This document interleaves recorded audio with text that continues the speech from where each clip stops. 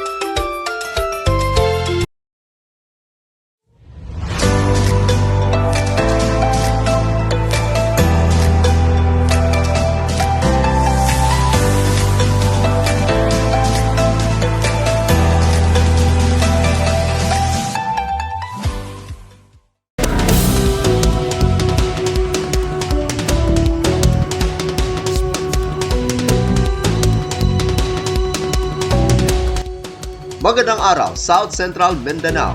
Narito na ang mga pangunahing balita sa Surgeon Headliners ngayong Pebrero 20, taong 2024.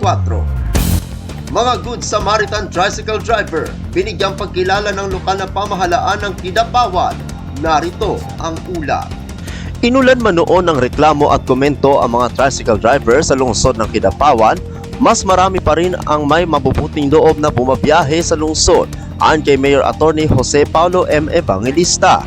Patunay na rito ang 13 mga Good Samaritan tricycle drivers na binigyang pagkilala ng City LGU sa isinagawang convocation ceremony Lunes ng umaga. Karamihan sa kanila ay nakapagsauli ng mga naiwang mahahalagang kagamitan sa kanilang pampasaherong unit tulad ng bag, pitaka na naglalaman na mahahalagang dokumento, identification cards, pera na nagkakahalaga ng 44,000 pesos at cellphone. Binigyan din ng pagkilala ng alkalde ang isang concerned citizen na may matapat na adhikain matapos niyang isauli ang natagpuan niyang black pouch na may lamang 50,000 pesos. Bahagi ng naging mensahe ni Mayor Evangelista sa programa na naway pamarisan ng mas marami ang ginawa ng mga nabanggit. Umaasa rin siya na mas maraming Kidapawenyos pa ang magiging matapat at mapagkakatiwala ang mamamayan ng lungsod. Ako ang inyong kaibigang Apolinario Tadi Valencia para sa Surgeon Headliners. Snatcher huli sa lungsod ng General Santos. Narito ang ulat. Nasa kustodiya na ngayon ng Bula PNP ang isang 18 taong gulang na binata matapos arestuhin ng kapulisan sa salang snatching. Ito ay matapos tumulog sa himpilan ng Bula Police Station ang biktima nitong si Rudith Naires Singcoy, 44 na taong gulang at naninirahan sa Barangay Labangan, lungsod ng General Santos. Ayon sa biktima, tinangay umano ng sospek na kinilalang si Rico Macagbad de la Peña, 18 taong gulang, binata at naninirahan sa Barangay Margos, bayan ng Glan, lalawigan ng Sarangani. Ang kanyang wallet na naglalaman ng pera at mahahalagang gamit. Lumalabas na pasado alas 2 ng hapon noong linggo, ika-18 ng Pebrero taong kasalukuyan. Nangyari ang pangahablot habang naglalakad ang biktima sa bahagi ng Kagampang Street, Barangay Dajanga South, lungsod ng General Santos. Agad ipinakita ng biktima ang litrato ng suspect sa kapulisan, dahilan para agad ding nagsagawa ng follow-up operation ang Bula Police Station na nagresulta sa matagumpay nitong pagkakaaresto matapos mamataan sa Purok 13, Cargon Village, Barangay Lagaw, lungsod ng General Santos at positibo ring itinuro ng biktima. Na-recover din ang hinablot nitong wallet ng biktima kasama ang cash at iba pa.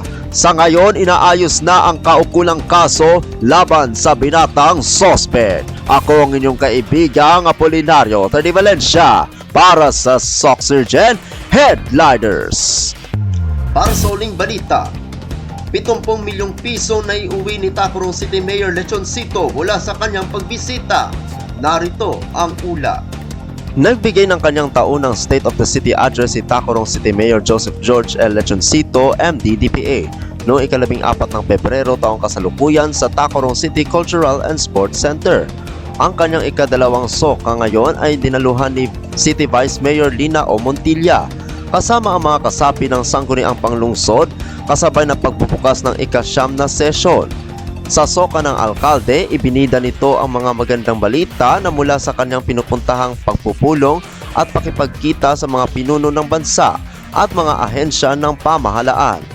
Sa laman ng mensahe ng alkalde na ang national tax allotment ng lungsod ay nasa 735,358,452 pesos na bumaba ng 120 milyong piso na mababa sa taong 2022. Ayon sa alkalde na may paraan na pwede siya mahintay na lamang o maghanap ng paraan na humingi ng tulong sa ibang tao at sa mga ahensya ng pamahalaan. Sa mga biyahe ng alkalde na kung saan lahat ng ito ay matagumpay. Noong nakaraang taon, nakakuha ito ng 70 milyong piso sa kanyang mga lakad at tulong para matugunan ang kakulangan sa pundo. Ang bahagi ng mensaheng ito ay nagbigay ng kagalakan sa mga nakikinig na nagpapatunay na ang alkalde ay gumagawa ng paraan para patuloy ang pag-abante ng lungsod tungo sa pag-asenso. Ako ang inyong kaibigang Apolinario Tony Valencia para sa Soxurgen Headliners.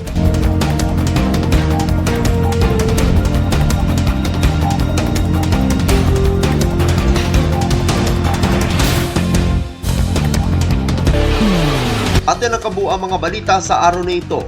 Mga balitang kailangan ninyong malaman, balitang walang kinakampihan, mga balitang totoo, mga balita may dalang aral at inspirasyon. Ito ang Soxurgen Headliners.